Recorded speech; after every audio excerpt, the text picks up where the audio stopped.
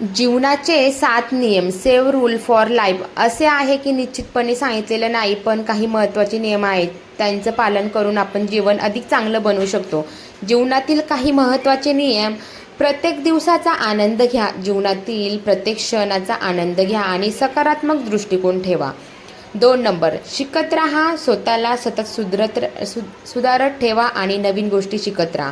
3 number, आत्मविश्वास ठेवा. स्वतःवर विश्वास ठेवा आणि आपल्या ध्येयासाठी प्रयत्न करत राहा. 4 नंबर, कृतज्ञता राहा.